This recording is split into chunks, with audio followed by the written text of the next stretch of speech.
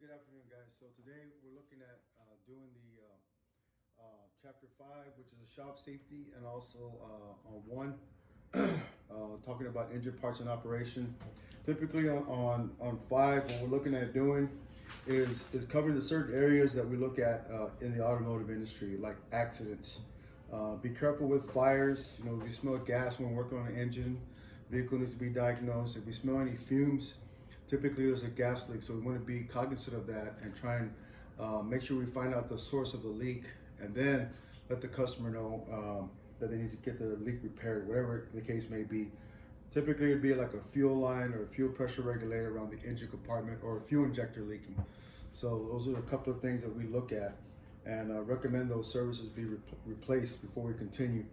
Electrical fires, be aware when you do your visual inspection to look for any type of electrical outlets, bare wires showing that can cause some issues.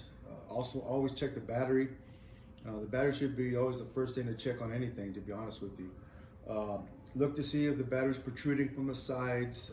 Look for corrosion on top right there where the terminals are and the batteries. If we see anything like that, or we smell any type of sulfuric acid smell, sulfur type of smell, then we're going to look at something going on with the battery. So kind of be careful with that. We always want to work in a well ventilated area because of the fact that we could get carbon monoxide poisoning, which is not good. So make sure we use an exhaust ventilation system, and make sure you open up and work in an open door area where you have wind flow blowing. A couple of things to look at also is electric shock.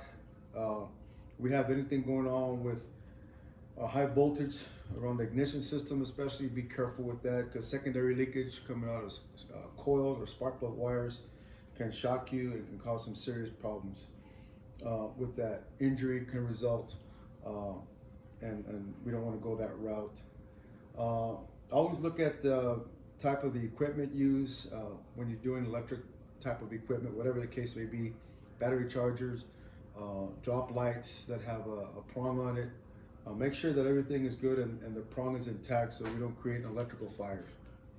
The other thing, physical injuries, we're going to get cuts. That's going to be the norm.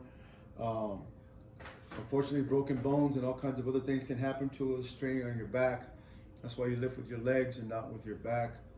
And by bending over, twisting in motion, that can cause some serious back injuries over a period of time.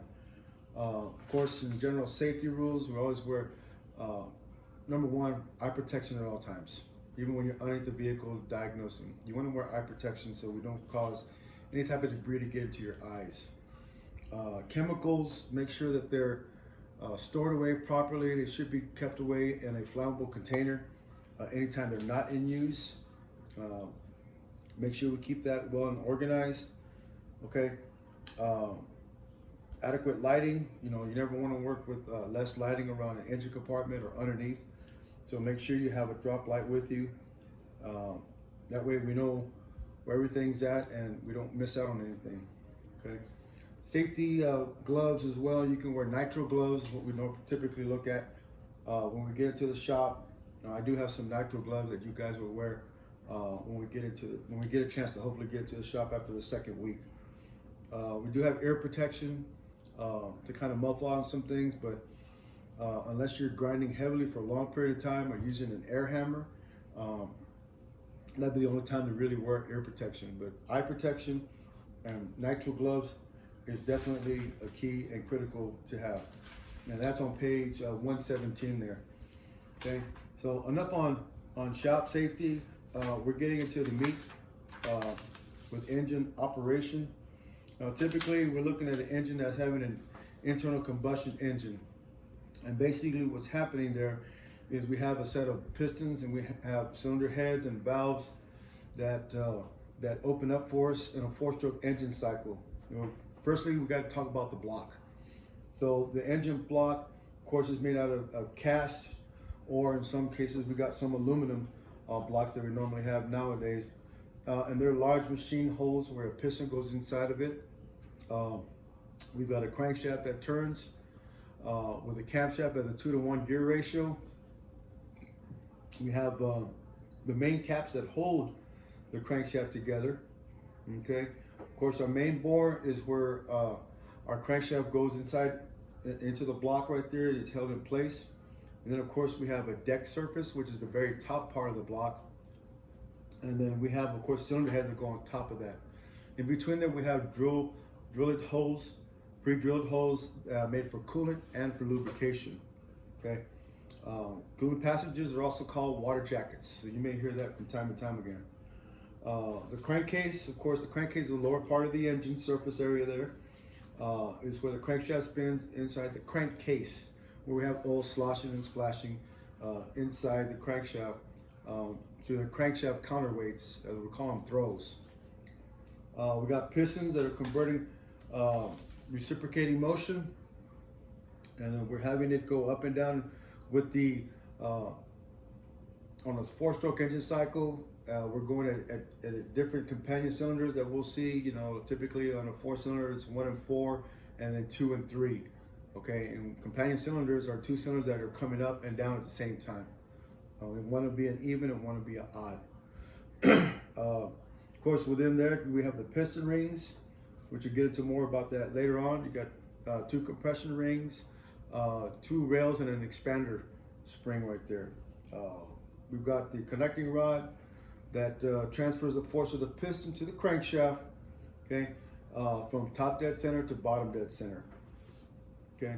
And we have special type of nuts and bolts for that. Some of them may have a stud, and some of them may have a nut, which a lot of them do have nuts now, but some of them do have studs, bolts that go through there on the back end of it.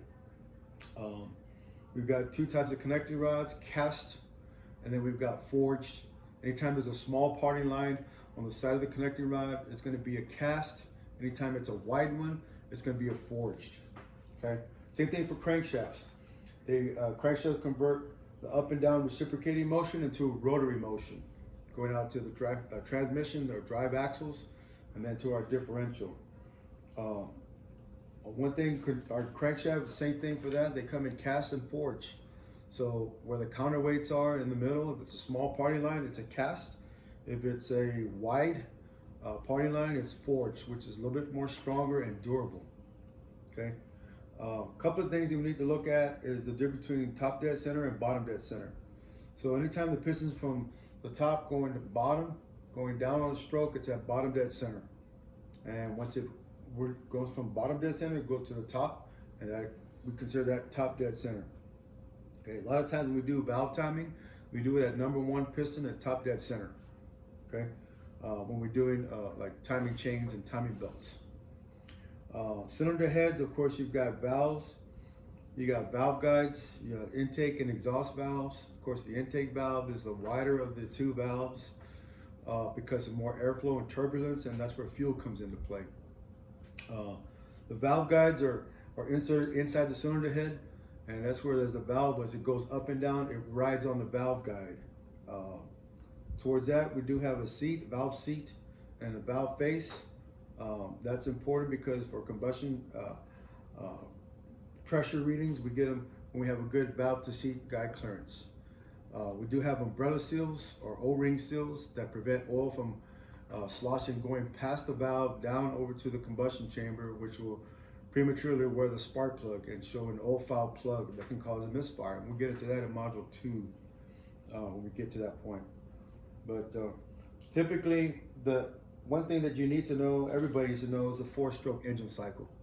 Okay, so in the 4-stroke engine cycle, we've got the intake, compression, power, and exhaust. That's the way the engine's been designed to run for like years since they came up with engines. So intake stroke, of course, you got both valves closed, pistons going down. What's happening there is that now as the piston's going down, the intake valve starts to open up. Now air and fuel is going inside that one particular cylinder for us there. As it comes down to bottom dead center, starts to going back up. Now we get both valves that are closed, and the piston is going up to help squeeze the air that's inside along with the fuel mixture. Okay, when it gets up to close to top dead center, at the right appropriate time, we have a spark plug that ignites the air fuel mixture, and that piston is forced down tremendously, real fast during a power stroke. And then again on that one, Both valves are going to be closed. The piston is going to be forced down. As soon as it drops down again, now we've got an exhaust valve opening up. And hence, when the piston goes from bottom dead center up to top dead center again with the exhaust valve coming open, as it's coming up, the exhaust valve starts to partially close. By the time the piston goes back up, pushing all the exhaust gases that are unburnt out the exhaust valve, which will go out to the exhaust system. Okay, and that's pretty much how the four-stroke engine cycle works on that. Now that's referenced on page 17. The Valvetrain, like I said, we mentioned that before. We've got plenty of different types of situations we look at with the Valvetrain assembly. The difference between OHV and OHC, overhead cam engines, which we see a lot today, and then OHV, which is overhead valve engines, which we see a lot on 6 cylinders, 8 cylinders, 12 cylinders. Now we got coming out 16 cylinders. BMW's coming out with one. So those are the type of engines we see out there. With regard to the Valvetrain assembly, of course, the camshafts, they got lobes on it. We'll get into that more in Module 3, where we'll be able to calculate the rocker arm ratio when we get into Module 3. And also when we get involved into doing timing chains in Module 3. But definitely in regard to cam timing, both valves have got to be closed, and the number one piston has got to be up on a compression stroke for us to put that timing chain on correctly. So the Valvetrain is very important. If we have a problem with not setting it correctly, the engine will not run good. Okay, and more than likely you'll have a service engine soon light on with a random misfire code. So keep in mind that we will be looking more into that in Module 3. This is basically a review of the engine operation and how it works. So continue to look at my PowerPoints on this one, and you've got some homework to do on this particular section on Chapter 1. We'll look at Chapter 6 for next time. Guys, be careful and be safe out there. Okay, bye.